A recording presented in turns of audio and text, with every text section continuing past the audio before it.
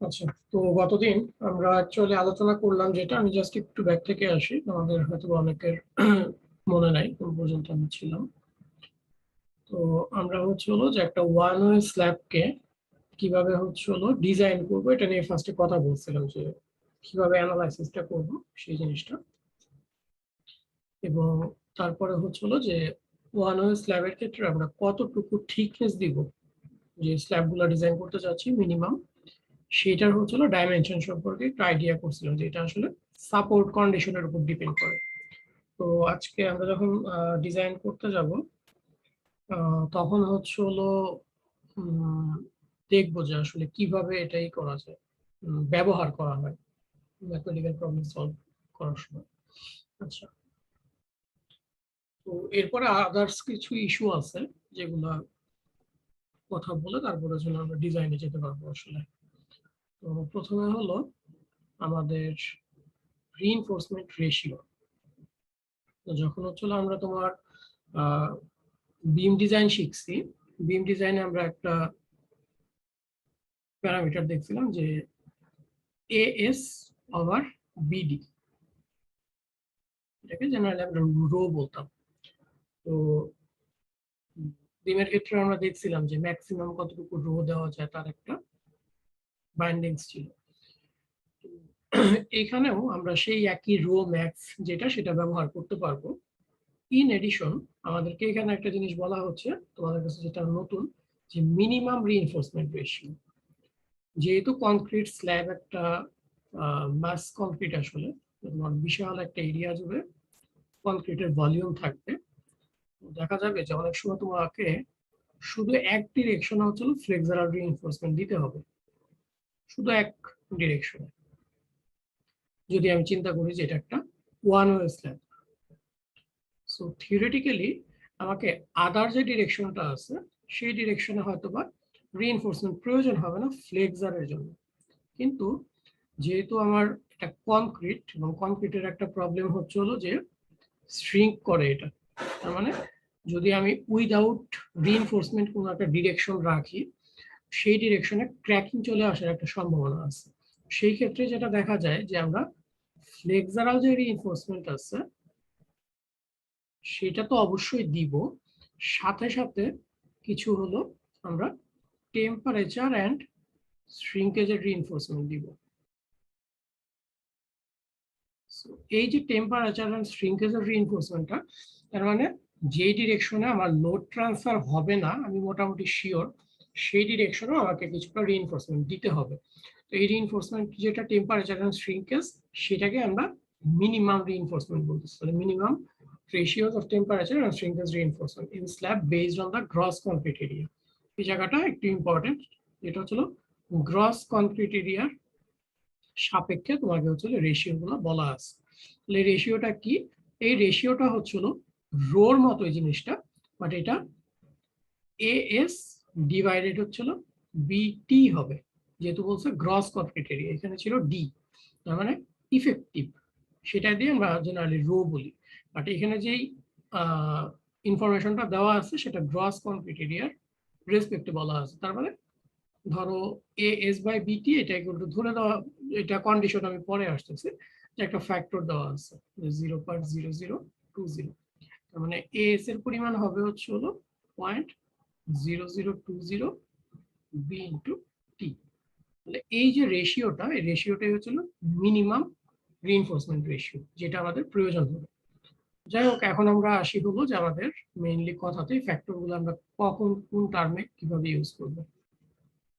বলা হচ্ছে যদি আমাদের 40 অথবা 50 গ্রেডের রিইনফোর্সমেন্ট থাকে, সেই ক্ষেত্রে 0.0020। তার মানে এখানে রেশিও বলতে আমরা যেটা বুঝতে পারতেছি, যে রেশিওটা এএস ওভার বিটি, টোটাল থিকনেস অথবা অফ স্ল্যাব। তাহলে এটা 40 বা 50 গ্রেডের ক্ষেত্রে এটা। আর যদি 60 গ্রেড হয়, 60 গ্রেডের ক্ষেত্রে 0.0018, এটা তার রেশিও। আর যদি এরকম হয় যে আমাদের রিইনফোর্সমেন্টটা 60 গ্রেডের চেয়ে বেশি হয়, তার মানে ধরো তোমার 72.5 গ্রেড হতে পারে, এরকম গ্রেড হলে এই ইকুয়েশনটা ব্যবহার করতে হবে, যে 0.0018 মাল্টিপ্লাইড হচ্ছিল 60,000 ডিভাইডেড হচ্ছিল FY, তাহলে FY টা হবে হচ্ছিল PSI। এই ফর্মুলা ইউজ করে আমরা এই ফ্যাক্টরটাকে বের করতে পারবো। তো আমাদের এই দুইটা জিনিস একটু মাথায় রাখতে হবে, যে 60 গ্রেডের জন্য 0.0018 আর 40 বা 50 গ্রেডের জন্য 0020, এই দুইটা জিনিস আপাতত মাথায় রাখতে হবে। আচ্ছা, হ্যাঁ বলো। 36 গ্রেডের জন্য কি 0020 থাকবে? কার জন্য? 36 গ্রেডের জন্য 36 গ্রেড বলতে কি বোঝাচ্ছ সেটা আমাকে একটু বুঝতে হবে। 72 থাকে না স্যার? আচ্ছা, আমি একটু আমার সাউন্ডটা বাড়াই নি, একটু ওয়েট করো, ভয়েসটা বাকিরা কি ওর ভয়েস শুনতে পাচ্ছো? স্যার বলতেছিলাম মানে 36 50 60 এভাবে থাকে না স্যার আমাদের স্কুলের গ্রাজুয়েশনটা? আহ, এখানে আসলে একটা কনফিউশন তোমার কাছে হয়তো। 36 গ্রেড কি ওইভাবে আসলে অ্যাভেলেবেল আছে? স্যার মানে 36 কেএসআই দিয়ে স্যার মানে আমরা যখন স্ট্রাকচার ল্যাব গুলো করেছি স্যার ওখানে স্কিল কিরকম ছিল? 36 থাকার কথা না, 40 থাকার কথা। জেনারেলি গ্রেড হচ্ছে না, আমরা 40 আর কেএসআই বা আমরা 50 36 কেএসআই কেএসআই দিয়েই করেছি স্যার, ইয়েতে স্যার স্ট্রাকচার ল্যাবে স্যার। স্ট্রাকচার ল্যাবে। আচ্ছা, তুমি কি A36 এর কথা বলতেছো? স্টিলটা কি এরকম ছিল A36? Yes sir. আচ্ছা, বুঝতে পারছি। A36 এর ব্যাপারটা একটু ভালো করে বুঝতে হবে, যে স্টিল স্ট্রাকচারের ক্ষেত্রে ফ্যাক্টর অফ সেফটি ইউজ করে এটাকে A36 বলা হয়। ঠিক আছে, ফ্যাক্টর অফ সেফটি ইউজ করে। সো সেটা মূলত হয়তো বা 40 গ্রেডের steel, but factor of safety দিয়ে ওটাকে A36 বলা হয়। ইল্ড স্ট্রেসটাকে আর কমায় নিয়ে আসা হয় স্টিল স্ট্রাকচারের ক্ষেত্রে। ঠিক আছে, বাট আমাদের আরসিসির ক্ষেত্রে যেটা হবে, আরসিসির ক্ষেত্রে আমরা জেনারেলি 40 গ্রেড 50 গ্রেড, 50 গ্রেডটা অত বেশি ইউজ করা হয় না, 40 গ্রেড এখন খুব একটা পাওয়া যায় না। বেসিক্যালি 60 গ্রেডটাই আমাদের নর্মালি ইউজ করতে হয়, মিনিমাম আমরা 60 গ্রেডটা ইউজ করি। 40 গ্রেডটা জেনারেলি হচ্ছে তোমার শেয়ার রিইনফোর্সমেন্টের ক্ষেত্রে বেশি ব্যবহার করা যেতে পারে। ঠিক আছে, বাট A36 যেটা বলতেছো, 36টা আসলে আরসিসি তে খুব একটা ওইভাবে ইউজ করা হয় না, বলা হয় না যে A36 স্টিল। A36 স্টিল এটা হচ্ছে স্টিল স্ট্রাকচারের ক্ষেত্রে তোমরা যেটা হয়তো দেখছো। আচ্ছা, তো যাই হোক, আমাদের এই ফ্যাক্টর গুলো হচ্ছিল আরসিসি এর ক্ষেত্রে শুধু আমরা ইউজ করতে পারবো। তো এখানে এসিআই যে রিকমেন্ডেড ভ্যালু আছে সেটা 40 এবং 50 গ্রেডের জন্য বলা আছে। A36 এর জন্য ওইভাবে হয়তো বা স্পেসিফিক্যালি বলা থাকবে না, যদি 36 কেএসআই তোমরা ইল্ড বলে থাকো আর কি, উইদাউট ফ্যাক্টর অফ সেফটি। আচ্ছা, এখন এখানে আরো কিছু জিনিস আছে, যে আমাদের এসিআই কোড প্লাস হচ্ছে আমাদের বাংলাদেশের যে ন্যাশনাল বিল্ডিং কোড আছে। তো এখানে বিএনবিসি 2020-তে আমাদের কিছু স্পেসিং এর লিমিটেশন দেওয়া থাকে। তো আমরা যে বললাম যে রিইনফোর্সমেন্ট দিব এইভাবে দুই ডিরেকশনে দিব। সো দুই ডিরেকশনে দিতে গেলে ম্যাক্সিমাম স্পেসিং, শেয়ারের জন্য যেরকম আমরা ম্যাক্সিমাম স্পেসিং দেখছি, এই ক্ষেত্রেও ম্যাক্সিমাম স্পেসিংটা হচ্ছে একটা ডিফল্ট দেওয়া আছে, যে not more than 3 times of wall or slab thickness. So shear wall এর ক্ষেত্রে একই জিনিস, এই কারণে ওয়াল বলা আছে। So 3 times thickness or 450 millimetre, তার মানে স্ল্যাব থিকনেস এর 3 গুণের চেয়ে বেশি হতে পারবে না, বা এখানে হচ্ছে 18 ইঞ্চির চেয়ে বেশি হতে পারবে না। সো এটা হচ্ছে ফ্লেক্সারাল রিইনফোর্সমেন্টের ক্ষেত্রে, এবং এটা ওয়ান ওয়ে স্ল্যাবের ক্ষেত্রে। আচ্ছা, আর যে টেম্পারেচার শ্রিঙ্কেজ রিইনফোর্সমেন্ট দিব, ওইটা বলা হচ্ছিল 5 টাইমস অফ থিকনেস, তার মানে 5H এর চেয়ে বড় হতে পারবে না এবং 18H এর চেয়ে বড় হতে পারবে না। তো আমরা বেসিক্যালি সবসময় চেক দিব এটা ফ্লেক্সারাল রিইনফোর্সমেন্টের যে চেকটা, কারণ এটা 3H যদি গভর্ন করে তাহলে এটা অবশ্যই 5H এর চেয়ে ছোট হবে। সো এটা চেক দিলেই মোটামুটি আমাদের এটা অটোমেটিক কভার হয়ে যাবে। তো এই জিনিসটা আমাদের হচ্ছিল যখন ম্যাথ করব তখন কাজে লাগবে, যে কিভাবে কি করা যায়। আচ্ছা, আমাদের রিইনফোর্সমেন্ট অলরেডি আমি বললাম, তারপরে এখানে জাস্ট আমি একটা স্লাইড রাখছি তোমাদের বোঝানোর জন্য, যে যখন তোমরা রিইনফোর্সমেন্ট প্রোভাইড করার সময় দেখবা যে যেই ডিরেকশনে তোমার লোড ট্রান্সফার হবে, দ্যাটস মিন এটা একটা সাপোর্ট, এটা একটা সাপোর্ট, লোডের ডিস্ট্রিবিউশনটা এই ডিরেকশনে হবে ওয়ান ওয়ে, যেটা তার পারপেন্ডিকুলার ডিরেকশনে হয়তো বা কিছু থাকবে না। তো যে ডিরেকশনে লোড ট্রান্সফার হবে সেই ডিরেকশনে হচ্ছিল আমরা মোমেন্ট স্টিল যেটাকে বলা হচ্ছে, তার মানে ফ্লেক্সারাল স্টিল, সেটাকে দিব। আর তার পারপেন্ডিকুলার ডিরেকশনে, যেটা এখানে তুমি ডট হিসেবে দেখতে পাচ্ছ, সেটাকে টেম্পারেচার এন্ড শ্রিঙ্কেজ রিইনফোর্সমেন্ট, বা এটাকে অনেক সময় আমরা ডিস্ট্রিবিউশন স্টিলও বলে থাকি। সো এটা হচ্ছিল টেম্পারেচার অ্যান্ড শ্রিঙ্কেজ।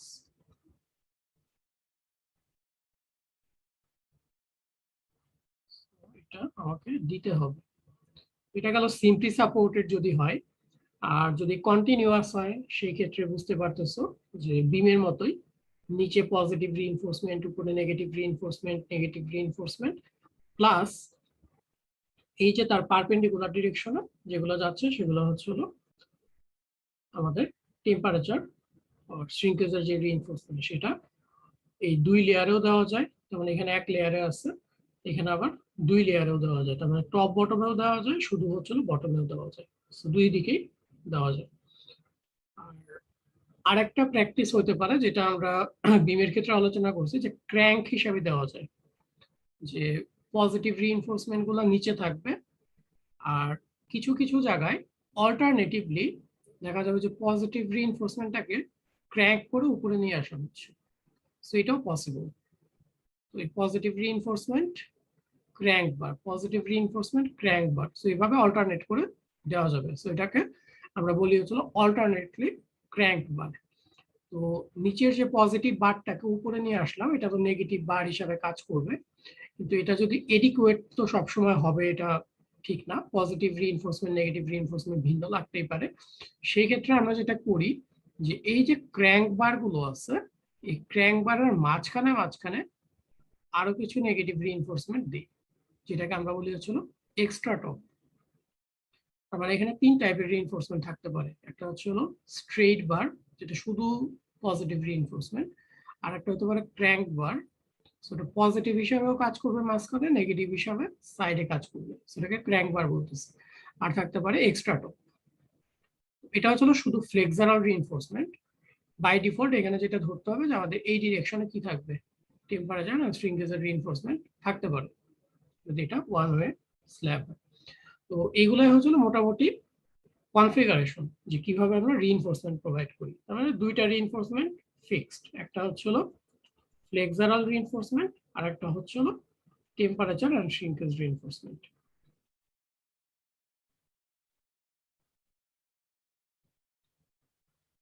সো এই দুই টাইপের রিইনফোর্সমেন্টে আমাদের আসলে একটা স্ল্যাব যখন ডিজাইন করতে যাব সেই ক্ষেত্রে প্রয়োজন হবে। তো এটারই ডিজাইনটা আমরা এখানে শিখব। আচ্ছা, এখন আমরা হচ্ছে একটা খুব ছোট একটা ম্যাথমেটিক্যাল প্রবলেম করব, যেটা দিয়ে আমাদের কনসেপ্টটা যাতে ক্লিয়ার হয়। তো কোশ্চেন পাওয়ার পরে তোমাদের অনেকের মধ্যে একটা প্রবণতা আমি খেয়াল করলাম, ক্লাস টেস্টের যে পরীক্ষা দিচ্ছে তার উপর ডিপেন্ড করে তোমরা কোশ্চেন ঠিক মতো পড়ো না। কোশ্চেন না পড়ে, কন্ডিশন না বুঝে আরসিসি আসলে ডিজাইনও করা যায় না। যদি প্রশ্ন হিসাবে চিন্তা করো সেটা কোশ্চেনে অ্যান্সারও দেওয়া যায় না। সো সবসময় ভালো করে পড়ে দেন অ্যান্সার দেবো। তো এখানে দেখো বলতেছে যে a reinforced concrete slab is built integrally with its support and consists of 2 equal span. So এই যে একটা লাইন, তুমি যদি এটার মিনিং না বোঝো তাহলে তোমার পুরো অঙ্কটা ভুল হয়ে যাবে। কিভাবে আমি পরে আসবো। Each with a clear span of 15 feet. So clear span বলা আছে, not span. Clear span of 15 feet. The service live load বলা হচ্ছে যে 100 psf and 400 psi concrete is specified for use with steel with a yield stress equal to 60,000 psi. Design the slab following the provision of ACI code. আমি এখানে যে জিনিসগুলো underline করে রাখছি সেগুলো ভালো করে দেখো। ফার্স্টে বলতেছে বিল্ট ইন্টিগ্রালি উইথ সাপোর্টস, তার মানে এই যে স্ল্যাবটা আছে এই স্ল্যাবটা আমাকে ফার্স্টে চিন্তা করতে হবে যে কোন ডিরেকশন থেকে কোন ডিরেকশনে কি যাচ্ছে। ঠিক আছে, তো এখানে হচ্ছে ইকুয়ালি তাদের স্প্যান গুলো আছে এবং তারা হচ্ছে এরকম বিমের উপরে সাপোর্টেড অবস্থা আছে, এবং এটা জেনারেলি বুঝতে পারতেছে যে ওয়ান ওয়ে কন্ডিশন হিসাবে বলা আছে, যদিও বিম চারদিকে আঁকা আছে বাট এটা অ্যাকচুয়ালি ওয়ান ওয়ে হিসাবেই ডিজাইন করতে বলা হয়েছে। আচ্ছা, এখন এই যে বিল্ট ইন্টিগ্রালি এই জিনিসটা দিয়ে আসলে কি বোঝাচ্ছে? এটা বোঝাচ্ছে হলো যে যখন তোমার এখানে ধরো বিম যেটা আছে, এই যে বিমটা এই বিমটা এবং স্ল্যাবটা একই সাথে কাস্টিং করা হচ্ছে। এটার মিনিং হচ্ছে এইটা। তার মানে এটা কোনো সিম্পল সাপোর্ট হিসাবে কাজ করবে না, এটা একটা ফিক্সড সাপোর্ট হিসাবে কাজ করবে। তার মানে এই জায়গাতে আমরা যদি চিন্তা করি, এখানে আসলে একটা ফিক্সড সাপোর্টের মতো কাজ করবে। একইভাবে এখানে হচ্ছে ফিক্সড সাপোর্ট হিসাবে কাজ করবে। আর যদি আমি বলে দিতাম যে এটা একটা আসলে ম্যাসোনারি ওয়াল বা ব্রিক ওয়াল, তার উপরে একটা স্ল্যাব আছে, যদি এরকম বলে দিতাম, তখন সিচুয়েশনটা ভিন্ন হয়ে যেত। তখন বলা হতো যে এটা একটা সিম্পলি সাপোর্টেড হবে। আমি যদি সেই কন্ডিশনটা ড্র করতে যাই, তাহলে একটা ধরো একটা ম্যাসোনারি ওয়াল, তার উপরে একটা স্ল্যাব আছে, তার মানে এই স্ল্যাবের সাথে ম্যাসোনারি ওয়ালের কিন্তু কোনো কানেকশন নাই, জাস্ট রেস্ট করে আছে এখানে, তখন এটা হচ্ছিল একটা সিম্পলি সাপোর্টেড হবে। সো সাপোর্ট কন্ডিশন কি আছে সেটা বুঝতে হবে। মানে এটা হচ্ছিল সিম্পলি সাপোর্ট, বাট এখানে যেহেতু বিল্ট ইন্টিগ্রালি বলা আছে উইথ সাপোর্টস, এটার অর্থ হচ্ছিল এটা একটা ফিক্সড সাপোর্ট। আচ্ছা, তার মানে ইকুয়াল স্প্যান আছে, এটা আমাদের পরে কাজে লাগবে। আর ক্লিয়ার স্প্যান বলা আছে 15 ফিট। আর ইল্ড স্ট্রেস হচ্ছে হলো 60,000 পিএসআই। প্রথমে আমাদের যেটা করতে হবে, আমাদের কি কি জানা আছে কি কি জানা নাই সেটা দেখতে হবে। দেখো, এই পার্টিকুলার ম্যাথটার ক্ষেত্রে তার কিন্তু উইথ কত হবে এটা কিছু বলা নাই, কারণ এটা আসলে লাগবে না, সেই কারণে বলা নাই। বাট আমি দিয়ে দিলেও তোমাদের আসলে এটা কাজে লাগবে না ওইভাবে। আচ্ছা, তো এইটা দেওয়া নাই। তারপর হচ্ছে লাইভ লোডটা দেওয়া আছে, ডেড লোড কতটুকু সেটা আসলে গিভেন নাই। তাহলে ডেড লোড বের করতে হইলে এটার আমার থিকনেস লাগবে, তার মানে স্ল্যাবের থিকনেস সেটাও মিসিং। স্ল্যাবের থিকনেসটাও আমরা জানি না। যেহেতু স্ল্যাবের থিকনেস আমাদের জানা নাই, আমরা যেটা করব, মিনিমাম স্ল্যাব থিকনেস যেটা সেটা হচ্ছে অ্যাসিউম করে নেব। অ্যাসিউম করার সময় আমাদেরকে যে টেবিলটা আমরা আগে ব্যবহার করে আসছিলাম, দেখে আসছিলাম, সেখানে চলে যাব। তাহলে এখন আমাকে বলো যে এই যে কন্ডিশনগুলা, কোন কন্ডিশনটার সাথে আমাদের কন্ডিশনটা ম্যাচ করে। আমি একটু স্ল্যাবটা এখানে ড্র করে রাখতেছি, বলো একজন একটু বলো।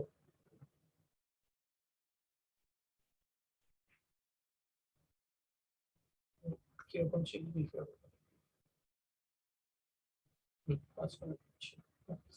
বলো, তোমাদের একজন একটু বলো যে কোন টাইপের স্ল্যাব হবে এটা। এদিকে লোড ডিরেকশন, তোমরা কি শুনতে পাচ্ছ আমাকে? Yes sir.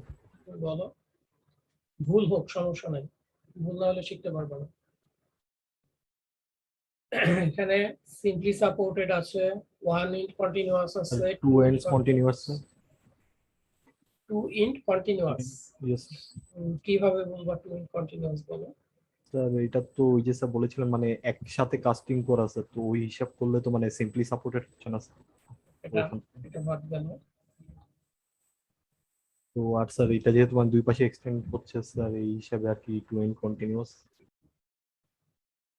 ঠিক আছে, ধরলাম। তারপর আচ্ছা, এটা গেল একটা কন্ডিশন তুমি বললা। আর কারোর মনে কোনো কোশ্চেন বা অন্য কোনো কিছু আসলে বলো। ভুল হলে কোনো সমস্যা নাই, বারবার বলতেছি একটা জিনিস এই কারণে যাতে তোমাদের মাথায় তেমন কোনো হেসিটেশন ফিল না করো আর কি। আচ্ছা, এখানে সবসময় যেটা চেষ্টা করবা, তুমি যেটা বললা সেটা অবশ্যই কারেক্ট, তুমি যেভাবে বলছো। আমি তোমাদেরকে ইজি করে দেওয়ার জন্য আরেকভাবে একটু বলি। এটার উপর যদি লোড অ্যাপ্লাই করি, এটার মোমেন্ট ডায়াগ্রাম কেমন হবে? সিম্পলি সাপোর্টেড এরকম হয়, তাই না? একটু কথাবার্তা বলো। Yes sir. আচ্ছা, এইটার যদি সিম্পলি সাপোর্টেড, এইদিকেও সিম্পলি সাপোর্টেড, এদিকেও সিম্পলি সাপোর্টেড, বুঝতেই পারতেছো হ্যাচ দেখে। এইটার মোমেন্ট ডায়াগ্রাম কেমন হবে? এখানে তো জিরো মোমেন্ট হবে, বাট এখানে যেহেতু কন্টিনিউয়াস আছে, তার মানে এখানে হচ্ছে হলো একটা নেগেটিভ মোমেন্ট থাকবে। আবার এটা যেহেতু দুই দিকেই কন্টিনিউয়াস, বোঝা যাচ্ছে যে এটা আসলে কেমন হবে, দুই দিকেই নেগেটিভ। নেগেটিভ মোমেন্ট আসবে। আর এটার ক্ষেত্রে কি হবে? সো এদিকে এই ধরনের মোমেন্ট আসবে। তো এখানে আসলে সবসময় যেটা খেয়াল করবা যে কন্টিনিউটি বলতে আসলে এইভাবে ঠিক ছবির মতো কন্টিনিউ করবে জিনিসটা এরকম না, মোমেন্ট আসতেছে কিনা। ধরো এইটার উপরে যদি এখন আমি চিন্তা করি যে আমার বেন্ডিং মোমেন্ট ডায়াগ্রাম কেমন আসবে, বলতে পারবো কেমন আসবে? যেহেতু ফিক্সড বলা হচ্ছে তার মানে এখানে নেগেটিভ আসবে, নেগেটিভ আসবে, আর এখানেও নেগেটিভ আসবে, এখানে নেগেটিভ আসবে। এখন দেখো তো যে কোনটার সাথে আসলে ম্যাচ করে। Two ends continuous. তার মানে টু ওয়ে কন্টিনিউয়াস। সো আমি ব্যক্তিগতভাবে টু ইন্ট কন্টিনিউয়াস এইভাবে আসলে জিনিসটাকে বুঝতে চাই না বা বুঝাতে চাই না, এই কারণে যে এটা একটু কনফিউশন ক্রিয়েট করে। বাট তুমি যদি মোমেন্ট ডায়াগ্রাম থেকে জিনিসটাকে বোঝার চেষ্টা করো সেটা সবচেয়ে ইজি হয় তোমার জন্য। তার মানে আমাদের এটা হচ্ছে হলো টু ইন্ট কন্টিনিউয়াস হবে। তাহলে আমরা মোটামুটি বুঝতে পারলাম যে আমাদের বোথ ইন কন্টিনিউয়াস এর যে কন্ডিশনটা আছে L/28 সেটাই হচ্ছে গভর্নিং আসলে এখানে।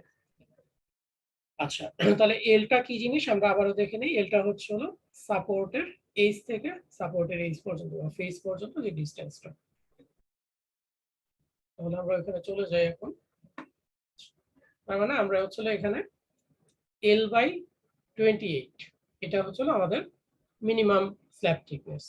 তাহলে 15 ফিট হচ্ছে আমাদের ক্লিয়ার ডিসটেন্স বলা হচ্ছে কে। আচ্ছা, একটা মিনিট একটু হোল্ড করো।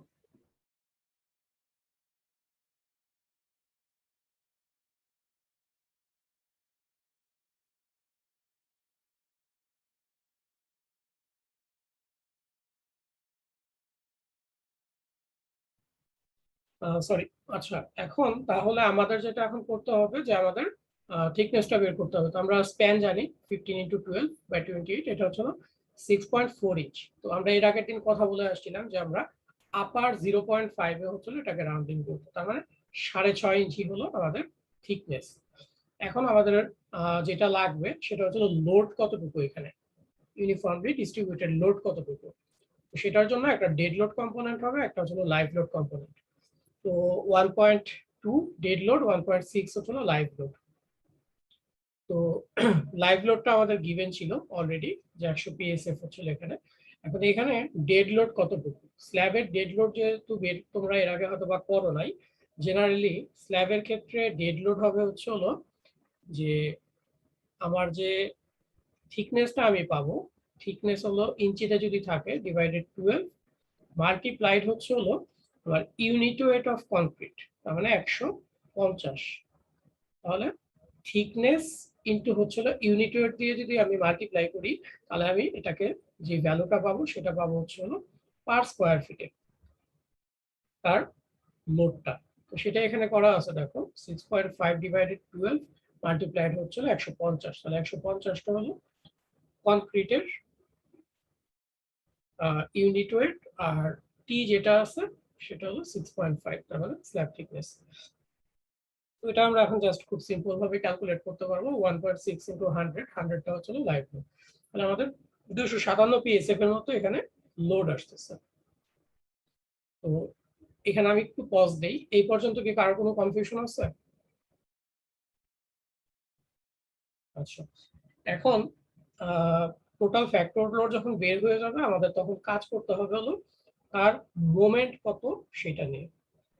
মোমেন্ট যদি তোমরা বের করতে চাও, তোমাদের মোমেন্ট কোএফিসিয়েন্ট কি পড়ছো এই পর্যন্ত? স্ট্রাকচারের কোনো পড়ছো? একটু কথাবার্তা বলতে হবে। পড়ো নাই? শিওর? 3.1 3.2 তে তো স্ট্রাকচারের কোর্সে মোমেন্ট কোএফিসিয়েন্ট গুলো পড়ানোর কথা বলতে হয়। আচ্ছা, যাই হোক, জেনারেলি আমাদের এসিআই কোড অনুযায়ী আমাদের যদি এরকম ইউনিফর্মলি ডিস্ট্রিবিউটেড লোড থাকে কোনো বিমের উপরে, এটা বিমের জন্য বেসিক্যালি। তো বিমের ক্ষেত্রে আমরা যদি দেখি যে সিম্পলি সাপোর্টেড এর ক্ষেত্রে তার বেন্ডিং মোমেন্ট এরকম হয়, 2 ইঞ্চ যদি ফিক্স থাকে তাহলে এরকম ফিক্সড হয়। এখন এইটাকে আসলে আমরা কিভাবে আসলে প্রকাশ করতে পারি যে এখানে মোমেন্ট কতটুকু হবে, এখানে কতটুকু হবে, এখানে কতটুকু হবে। তো আমরা যেটা ফিক্সড সাপোর্ট সেটা হয়তো মুখস্থ জানি না, বাট সিম্পলি সাপোর্টটা আমরা জানি যে WL²/8, এটা আমরা মোটামুটি সবাই জানি। তো এই যে WL² ডিভাইডেড 8, এই একই ফরম্যাটে যদি অলমোস্ট ইকুয়াল স্প্যান হয় আর যদি ইউনিফর্মলি ডিস্ট্রিবিউটেড লোড থাকে, বিভিন্ন কন্ডিশনের জন্য মোমেন্টের ভ্যালু কত হবে সেটা বলা হচ্ছে। যে ফার্স্টে হচ্ছিল ডিসকন্টিনিউড ইন্ট আনরিস্ট্রেইনড অবস্থায় যদি থাকে, তার মানে এখানে যদি একটা ম্যাসোনারি ওয়াল থাকতো যেটার উপর জাস্ট স্ল্যাবটা রেস্ট করে আছে, তাহলে এই পয়েন্টের মোমেন্ট হতো 0, যেহেতু সে রেজিস্ট করতে পারতেছে না। আর এই জায়গার যে মোমেন্ট সেটা একইভাবে যদি আনরেস্ট্রেইনড হয়, তো মানে স্বাভাবিকভাবে এখানে কি হবে, 0 হবে না নেগেটিভ হবে? নেগেটিভ হওয়ার কথা। সো নেগেটিভটা হচ্ছিল এখানে দেওয়া নাই, বাট এটা 1/9 হওয়ার কথা। আচ্ছা, আর পজিটিভটা হচ্ছিল WL²/11 হবে। আচ্ছা, একইভাবে যদি স্প্যান্ড্রেল হয়, স্প্যান্ড্রেল হলে হচ্ছিল WL²/24, WL²/14 পজিটিভ মোমেন্ট, আর WL²/9 হচ্ছে হলো ইন্টেরিয়র নেগেটিভ। সো এই জিনিসগুলোকে একটু নামগুলো এখন থেকে মাথায় নিয়ে নাও, তাহলে বুঝতে সুবিধা হবে। এটাকে আমরা বলতেছি হচ্ছে হলো ইন্টেরিয়র নেগেটিভ, এই জায়গাটাকে বলতেছি এক্সটেরিয়র নেগেটিভ, আর এটা হচ্ছে হলো জাস্ট পজিটিভ। তাহলে exterior negative moment, interior negative moment, positive moment. তো এই যে কোএফিসিয়েন্ট গুলো দেওয়া আছে সেটা আমরা আসলে এখানে ব্যবহার করতে পারি। তো এটা হচ্ছে একটা ইন্ট স্প্যানের ক্ষেত্রে। তাহলে দেখো এখানে যে কিন্তু আর জিনিসটা কন্টিনিউ করতেছে না, এটা হচ্ছে একটা ইন্ট স্প্যান, আর এটা হচ্ছে হলো মাঝখানে আরেকটা স্প্যান, এটা আবার এই দিকটা এসে শেষ হয়ে গেছে ইন্ট। তার মানে এরকম দুইটা স্প্যানের যদি থাকে সেটার ক্ষেত্রে কোএফিসিয়েন্ট গুলো মোটামুটি দেখো যে সিমেট্রিক আসলে, এখানেও 24, এখানেও 24, এখানে 16, এখানেও 16। আমরা এই পার্টিকুলার কেসের ক্ষেত্রে এটাই ব্যবহার করতে পারবো।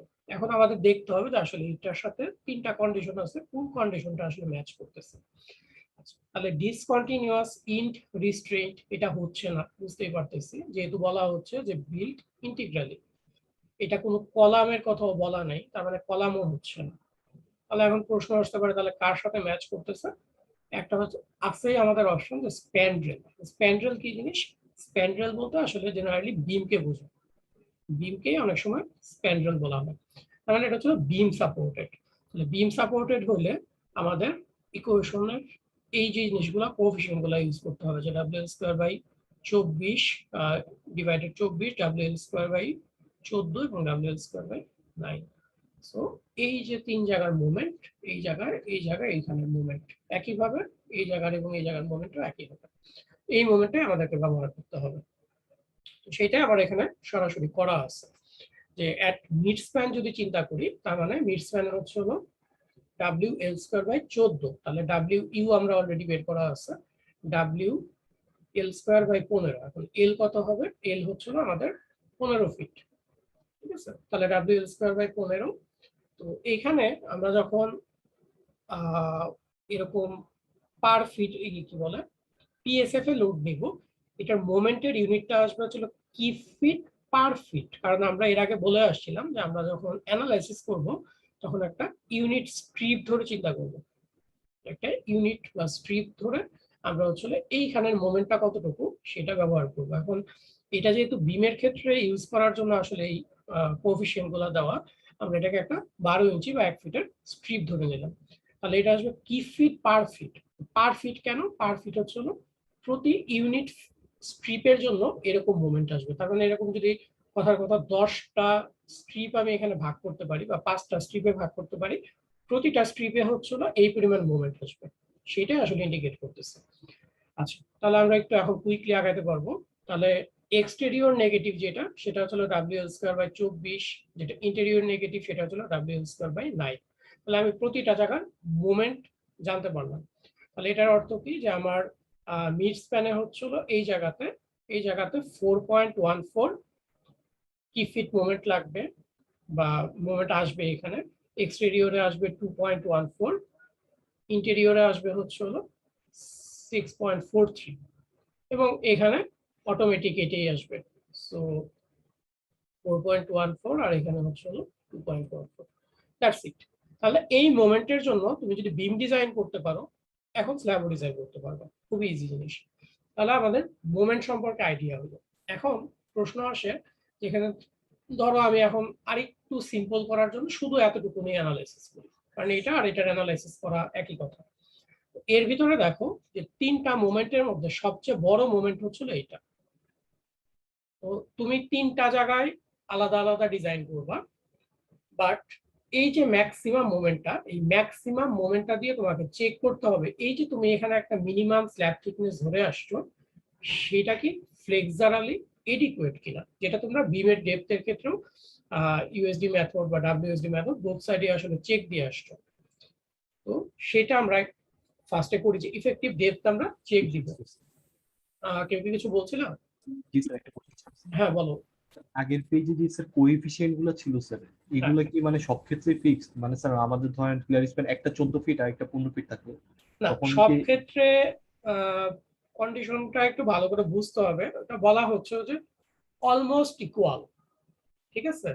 এটা বলা থাকে না যে ইকুয়াল স্প্যান হইলেই সত্য, অলমোস্ট ইকুয়াল। তার মানে ধরো এটা ধরো 15 ফিট, এটা ধরো 18 ফিট, এখন এটা তুমি অলমোস্ট ইকুয়াল ধরতে পারো। এটা হচ্ছে সিম্পলিফাইড। তুমি যদি অ্যাকচুয়াল অ্যানালাইসিস করো হয়তোবা এখানে 24 আসছে, তুমি 15 আর 15 জন্য যখন করলা, যখন 18 করবা তখন হয়তোবা এটা ডাব্লিউএল স্কয়ার বাই 24 না আসে, একটু কম বা বেশি আসতে পারে। এটা হচ্ছে সিম্পলিফাইড হ্যান্ড ক্যালকুলেশনের জন্য আসলে এটা করা, ঠিক আছে? Yes, sir. তো বলা হচ্ছে যে অলমোস্ট ইকুয়াল। এখন অলমোস্ট ইকুয়ালের ডেফিনেশনটা ক্লিয়ার ভাবে বলা থাকে না যে কত পর্যন্ত তুমি আসলে যেতে পারবা, ভ্যারিয়েশনটা কতটুকু। সো এটা তোমার ইঞ্জিনিয়ারিং জাজমেন্ট ইউজ করে তুমি চিন্তা করবা যেটা আসলে করা যায় কিনা। আর হ্যান্ড ক্যালকুলেশন এগুলো আমরা যেটা করতেছি এখানে বেসিক্যালি তোমরা যখন ডিজাইন করবা দেখবা যে সবাই এখন সফটওয়্যার বেসড ডিজাইনই করে, বাট সফটওয়্যার যে তোমাকে কারেক্ট রেজাল্ট দিচ্ছে সেটা চেক করার জন্য তুমি এই সিম্পলিফাইড ওয়েটা পরবর্তীতে ব্যবহার করতে পারো, যে ডাব্লিউএল স্কয়ার বাই 24 আশেপাশে আসা উচিত, হয়তো একটু বেশি বা একটু কম, কিন্তু এই রেঞ্জের মধ্যেই আসবে। সো এই অর্ডারটা ধরার জন্য আসলে এগুলা পরবর্তীতে তোমাদের কাজে লাগবে, হ্যান্ড ক্যালকুলেশন গুলো। তো কারণ আমার এত বড় বড় গুলা আসলে হ্যান্ড ক্যালকুলেশন করে ডিজাইন করা সম্ভব না, ঠিক আছে? স্যার, আর মানে স্যার যদি শুধুমাত্র ক্যান্টিলিভার স্ল্যাব থাকে তখন হচ্ছে মানে ক্যান্টিলিভার স্ল্যাবের ইয়ার দিয়ে ওখানে এরকম 3 ভাগ করে তারপর নিয়ে নিব। না, ক্যান্টিলিভারের ক্ষেত্রে তোমার জেনারেলি কি হবে, একটা ক্যান্টিলিভারের ক্ষেত্রে তো আমরা জানি যে ডাব্লিউএল স্কয়ার বাই 2, তাই না? জি স্যার। সো একটা ক্যান্টিলিভার যদি শুধু একটা ক্যান্টিলিভার থাকে, তুমি যেটা বলতেছো যে একটা ক্যান্টিলিভার স্ল্যাব আছে, তাহলে এটার ক্ষেত্রে তো ইজি ডাব্লিউএল স্কয়ার বাই 2। তো মানে ওই একটা দিয়ে করতে হবে এরকম আর কি 3 ভাগ করা দরকার নেই। তোমার কোশ্চেন হচ্ছিল যে তুমি 3 জায়গাতে করবা কিনা এইটাকে ভাগ করে। জি স্যার, জি স্যার। না, তখন হচ্ছিল ম্যাক্সিমাম মোমেন্টের জন্য তুমি ভাগ করো। এখানে আমরা কেন 3টার জন্য করতে যাচ্ছি, কারণ এখানে পজিটিভ, এখানে নেগেটিভ। এটার রিইনফোর্সমেন্ট আর এটার রিইনফোর্সমেন্ট তো কমপ্লিটলি ভিন্ন না, আবার এটার রিইনফোর্সমেন্ট কমপ্লিটলি ভিন্ন। সেই কারণে আমরা 3টার জন্য করতেছি। আর তোমার যদি এটা সবই পজিটিভ মোমেন্ট হতো, যদি ওটা পসিবল না, হাইপোথেটিক্যালি ধরো সবই পজিটিভ হতো, তাহলে তুমি ম্যাক্সিমামটার জন্য করে ফেলতাম, কোনো সমস্যা ছিল না। এখানে তো সবই নেগেটিভ মোমেন্ট আসবে, তাই না? তো এখানে ম্যাক্সিমামটার জন্য তুমি ডিজাইন করে দিতে পারো। আচ্ছা, তাহলে আমরা এখন হচ্ছে ইফেক্টিভ ডেপথটা চেক দিই, যে আমাদের যতগুলা মোমেন্ট ছিল সবগুলা থেকে ম্যাক্সিমাম হচ্ছিল 6.43 কিপ ফিট। পার ফিটটা আমি লিখতে ভুলে গেছি, কিপ ফিট পার ফিট। এখন এটার জন্য আমি চেক দিব হচ্ছিল যে ডেপথ এডিকুয়েট আছে কিনা। এখন ডেপথ জানার জন্য আমাদের যে ফর্মুলা তোমরা এগুলো অলরেডি ডিরাইভ করে শিখে আসছো আমাদের সায়েন্স ক্লাসে, যে ডি এর রিকোয়ার্ড হইলে ওটা আমরা কতটুকু মোমেন্ট আসতেছে সেটা থেকে বের করতে পারি। তো এখানে আমাদের রো এর ভ্যালু লাগে, যে কত পার্সেন্ট আসলে রিইনফোর্সমেন্ট দিলাম। তো এই ক্ষেত্রে আমরা ধরে নেব যে আমরা যদি ম্যাক্সিমাম রিইনফোর্সমেন্টও ইউজ করি তাহলে ডেপথটাও রিকোয়ার্ড কিনা। তো রো ম্যাক্স এর ইকুয়েশন তোমরা জানো সবাই, যে 0.85 beta 1 FC prime by FY divide into হচ্ছে epsilon U divided U plus T. So এখানে সবগুলা ভ্যালুই আমাদের জানা আছে। এটা হচ্ছিল বেটা 1 এর ভ্যালু, বেটা 1 এর ভ্যালু 60 কেএসআই এর জন্য 0.85। আচ্ছা, এফসি প্রাইম এফওয়াই জানি, এগুলা এপসাইলন ওয়াই সম্পর্কে তোমাদের আইডিয়া এখন থাকার কথা। এটা হচ্ছে concrete strain, concrete ultimate strain. তার মানে কংক্রিট যখন কম্প্রেশন ও ক্র্যাশিং হয় তখন যে আলটিমেট কম্প্রেশন স্ট্রেনটা হয় সেটা, আর অ্যাবসলিউট টিটা হচ্ছে আমরা 0.004 ধরি, ঠিক আছে। তো এইটাই হচ্ছে আমাদের রো ম্যাক্স এর ইকুয়েশন ছিল। এই রো ম্যাক্স এর ইকুয়েশনটা যদি আমরা বসাই তাহলে রো ম্যাক্স আসে হচ্ছে 0.021। তো এই ডি রিকোয়ার যেটা ইকুয়েশনটা আছে এখানে দেখো সবই আমাদের এখন জানা থাকবে, তাহলে এম জানা আছে, রো জানা আছে, এফ ওয়াই, বিটা শুধু একটু মাথায় নিতে হবে। বি যখন আমরা ইউজ করব আমরা কিন্তু একটা স্ট্রিপের জন্য করতেছি, তার মানে আমাদের বি ইকুয়াল টু হবে হচ্ছে 12 ইঞ্চি, 12 ইঞ্চির স্ট্রিপের জন্য, তাহলে বিটা হচ্ছে আমাদের 12 ইঞ্চি। তো আর বাকি যেগুলো আছে সব ইনফরমেশনই আমরা মোটামুটি ডিসকাস করা হয়ে গেল। সো এটা যদি আমরা ক্যালকুলেট করি, আচ্ছা এখানে 12 দিয়ে মাল্টিপ্লাই করা আছে, এটা একটু খেয়াল করো, এটা হচ্ছে কি ফিটে যেহেতু আছে সব ইঞ্চিতে আছে নিচে, আমরা 12 দিয়ে মাল্টিপ্লাই করে নিয়েছি। তো এটা আলটিমেটলি আসতেছে 2.63 ইঞ্চ। তার মানে এই ম্যাক্সিমাম মোমেন্টটা নিতে হলে ম্যাক্সিমাম যদি রিইনফোর্সমেন্টও আমি প্রোভাইড করি তার মানে প্রায় 2.5 ইঞ্চির মতো একটা ডেপথ লাগবে। এখন আমরা কত প্রোভাইড করলাম, আমরা প্রোভাইড করছিলাম হচ্ছিল 6.5 টোটাল, তাহলে ডি প্রোভাইডেডটা আমাদের জন্য হবে 6.5 মাইনাস হচ্ছে কভার। আমরা লাস্ট দিন আলোচনা করে আসছিলাম যে কভার আমরা জেনারেলি 1 ইঞ্চ ধরি, তাহলে টি মাইনাস 1, তাহলে 5.5 ইঞ্চি হলো আমাদের ডি প্রোভাইডেডটা। তাহলে এই ডি প্রোভাইডেডটা আমাদের ডি রিকোয়ারমেন্ট থেকে মোটামুটি ভালোই বড় আছে, তার মানে আমরা যেই 6.5 ইঞ্চি থিকনেস দিয়েছি স্ল্যাবটা এটা ওকে আছে, এটা জেনারেলি ওকেই আসার কথা, খুব একটা ওইরকম ভাবে যে ওকে নট ওকে আসবে এরকম আসবে না। যদি নট ওকে আসে, যদি নট ওকে আসে সেই ক্ষেত্রে তোমাকে হচ্ছিল ডি প্রোভাইডেডটা চেঞ্জ করতে হবে, তার মানে তোমার যেটা রিকোয়ার আসতেছে এখান থেকে সেইটা নতুন ভাবে ধরতে হবে, ধরে আবার লোড ক্যালকুলেশন করে মোমেন্ট ক্যালকুলেট করতে হবে, ঠিক আছে। But in general most of the time দেখবো যে আসলে ডি রিকোয়ারমেন্ট অনেক কম আসে, স্ল্যাবে মোমেন্ট মোটামুটি অনেকই কম আসে। আচ্ছা তাহলে এখান থেকে আমরা কনক্লুড করলাম যেটা, যে আমাদের ডি এর যে রিকোয়ারমেন্ট আছে সেটা ওকে আছে, সো এটা সমস্যা নেই। তাহলে আমরা এখন রিইনফোর্সমেন্ট ডিজাইনে চলে যেতে পারবো। রিইনফোর্স কেউ কি কিছু বলতে চাচ্ছো? জি স্যার। স্যার হ্যাঁ, বলো। ওইখানে যে আমাদের মানে রিকোয়ারমেন্ট ছিল 2.63 ইঞ্চি, বাট আমরা এখানে দিচ্ছি 6.5 ইঞ্চি। হুম। মানে জিনিসটা আনইকোনমিক্যাল এর দিকে চলে যাচ্ছে না, মানে অনেকখানি তো আচ্ছা। কারেন্সি মতো বড় দিচ্ছে একটা বড় এরিয়া জুড়ে। আচ্ছা ঠিক আছে, এখন এই ক্ষেত্রে ওই যে লাস্টের দিন আমি যখন আলোচনা করছিলাম এই কারণে আমি ডিটেলস আলোচনা করছিলাম যে আমরা যখন ডিজাইন করব দুইটা পয়েন্ট অফ ভিউ থেকে ডিজাইন করব, একটা হচ্ছিল স্ট্রেংথের পয়েন্ট অফ ভিউ থেকে আর একটা হচ্ছিল সার্ভিসিবিলিটির পয়েন্ট অফ ভিউ থেকে। সো স্ট্রেংথের পয়েন্ট অফ ভিউ হচ্ছে এইটা, যে অ্যাকর্ডিং টু দ্য স্ট্রেংথ আমার 2.63 ইঞ্চ প্রয়োজন, বাট আমার ডি প্রোভাইডেড কোনটা, এইটা, এইটা হচ্ছে সার্ভিস কন্ডিশনের জন্য লাগবে। তার মানে স্ট্রেংথের পয়েন্ট অফ ভিউ থেকে তোমার 2.5 ইঞ্চি দিলেই মোর দ্যান এনাফ তোমার যে মুভমেন্ট আসছে। বাট সার্ভিস কন্ডিশন যদি তুমি চিন্তা করবো তখন সার্ভিস কন্ডিশনের জন্য তোমার 5.5 ইঞ্চি দিতে হচ্ছে, আদারওয়াইজ তুমি ডিফর্মেশন কন্ট্রোল করতে পারবে না। সো সেই পয়েন্ট অফ ভিউ থেকে তোমাকে এটা দিতে হচ্ছে। এটা তুমি আনইকোনমিক্যাল যেটা বলতে চাচ্ছ সেটা পরে আসবে, যদি এটা ধরো এখন মিনিমাম আমার 5.5 দরকার, আমি ধরো এখন কথার কথা যে 10 ইঞ্চি দিচ্ছি, সেটা ইকোনমিক্যাল না আনইকোনমিক্যাল সেই প্রশ্নটা আসবে। বাট সার্ভিস কন্ডিশন আমাকে অবশ্যই স্যাটিসফাই করায় নিতে হবে, ঠিক আছে। সো সার্ভিস কন্ডিশনের পয়েন্ট অফ ভিউ থেকে এটা আনইকোনমিক্যাল হবে না। আর ফার্স্ট প্রায়োরিটি হচ্ছিল স্ট্রেংথ যাতে ভেঙে পড়ে না যায়, সেকেন্ড প্রায়োরিটি হচ্ছিল যে সার্ভিস কন্ডিশন যাতে এটা ইউজেবল কন্ডিশন থাকে, থার্ড কন্ডিশন হচ্ছিল ইকোনমি, ঠিক আছে।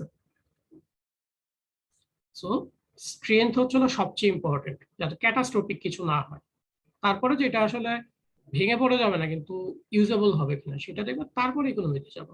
সো ওই দুই পয়েন্ট অফ ভিউ থেকে আমাদের এটা 5.5 ইঞ্চি দিতে হচ্ছে।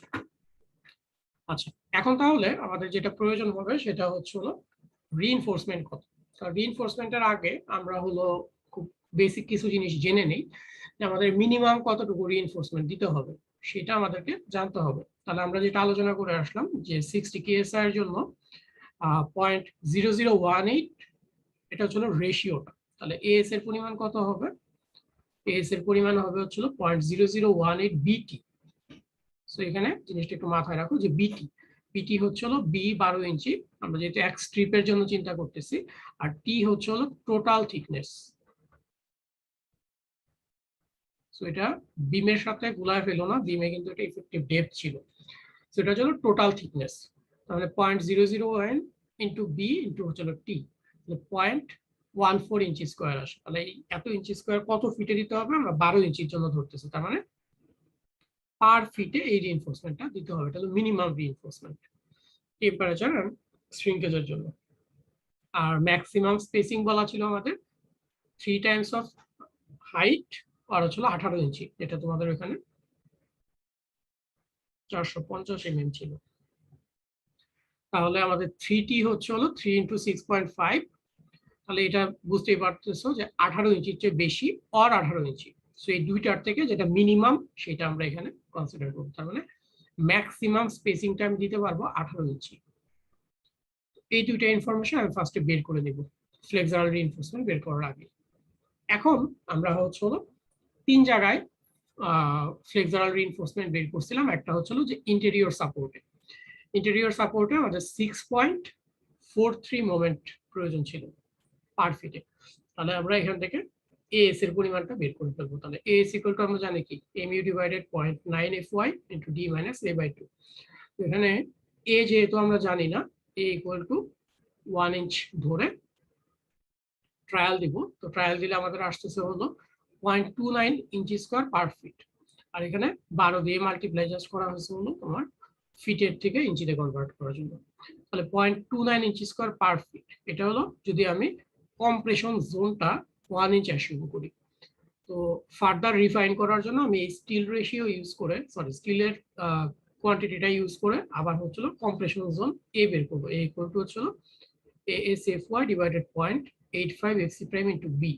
সো এখানে এএস যেটা আমরা বের করলাম সেটাই চলে আসবে, সরি এখানে অনেক একটু ইয়ে হবে, 2.9 হওয়ার কথা। তো এখানে বি যেটা আছে, বিটা আবারও সেই কন্ডিশন, বিটা হচ্ছে 12 ইঞ্চি হবে, তাহলে বি ইকুয়াল টু 12 ইঞ্চি হওয়ার কথা। তো এর ভ্যালু আমরা পাচ্ছি হলো 0.42 ইঞ্চি, তার মানে আমরা ধরছিলাম 1 ইঞ্চ, বাট আমরা পাচ্ছি হলো 0.42 ইঞ্চ। এটাকে যদি ফার্দার তুমি আবার ওই 0.42 ইঞ্চ ধরে ট্রায়াল দাও, তাহলে এক সময় যেয়ে দেখবে যে এটা কনভার্স করে যাবে, এটা কাছাকাছি চলে আসবে দুইটাই। তো 0.29 এর জায়গায় 0.27 আসছে পরের ট্রায়ালে, তুমি যদি 0.42 ইঞ্চ ধরে ক্যালকুলেট করো। তো এটা যখন দেখবা যে 0.29 0.27, তার মানে খুবই কাছাকাছি আসছে, ওইখানে যে তুমি স্টপ করে দিবা, আর তোমার ট্রায়াল দিতে হবে না।